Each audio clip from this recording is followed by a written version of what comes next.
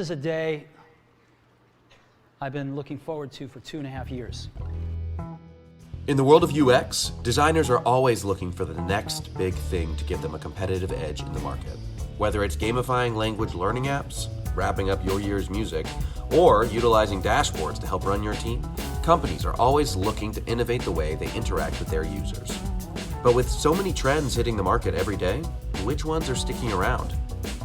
We sat down with 3 designers at Door 3 to discuss the trends they see changing the world of user experience as we know it.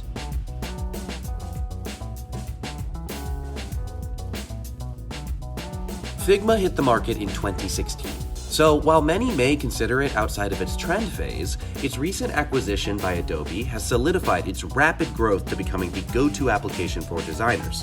Figma is the first tool that I've used that comes close to kind of like bridging the gap between what I do as a designer and like what can be done by like a front-end developer. So Figma helps bridge the gap between designers and front-end developers. But what are some of the functions Figma has that have changed the way designers work? One critical feature John discussed is auto layout.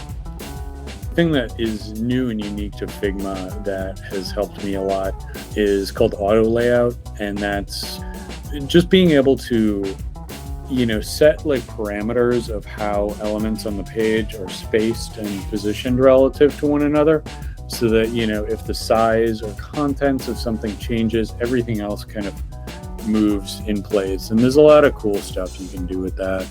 So auto layout is a great example of one of the out-of-the-box features that Figma provides its users. But let's say that you're in need of a specific function that isn't included with Figma upon booting the program up.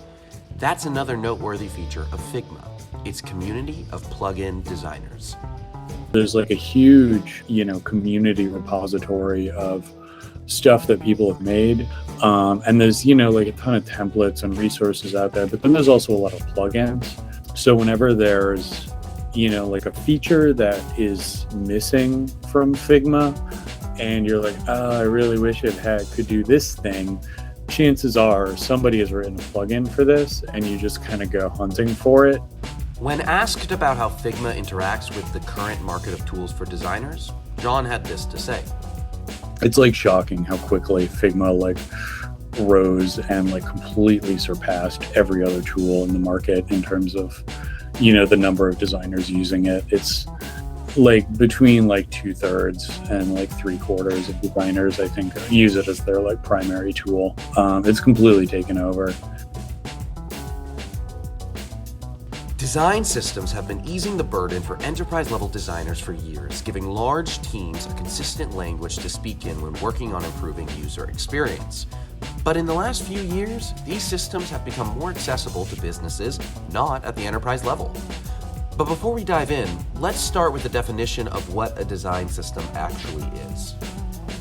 A design system is a library of reusable components that can accelerate design of products, whilst at the same time bring a level of consistency to one or multiple applications and speeding up design and development processes. Design systems may be an investment for a company, but it's not hard to see what the short and long-term returns look like. Over these last few years of the rise of the design system, larger companies and now ever smaller companies are seeing the return investment of those as well. But it is an investment. Maybe they need to put 6 months or more depending on their products. But they're realizing once we have this, it's not only about having consistency in our products. It's about the designers are faster and there's less onboarding to a new designer, that people can just come on and see the system and the guidelines and have the predefined components, and they can just build. With such a clear return on investment, why are smaller companies only just introducing design systems into their repertoire? This is probably a weird answer, but I think it's also COVID kind of accelerated it, that we all started working remotely. So I think the tools have developed to make it much more easy to do that. And then also just being able to have multiple designers all in those files, being able to just turn that design system on in any one of their design files. yeah, I think the tools have definitely accelerated it. So it's clear that design systems are here to stay, but sometimes the future of a trend is unclear. Luckily, Tom had some ideas as to where they might be heading in the future. I think you and I both agree that we're moving into this world of movement like we have been for quite some time. And like it's more about like these kind of experiences and like design systems considering those instead of just like components that build modules that like we could have different kind of like moods and feelings built into design systems. In today's visual world, gathering and utilizing data and insights is a pivotal part of expanding in the digital market.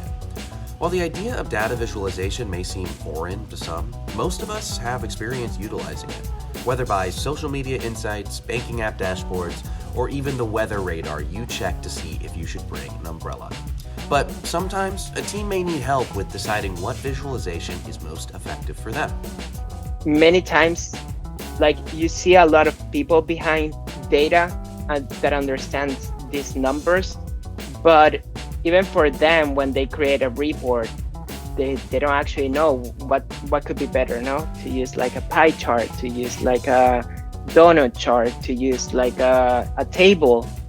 Data visualization isn't just a great tool for creating an easier way to view information, but can also be an extremely useful tool for accessibility. In data visualization and in this type of platforms, you have to start considering the accessibility.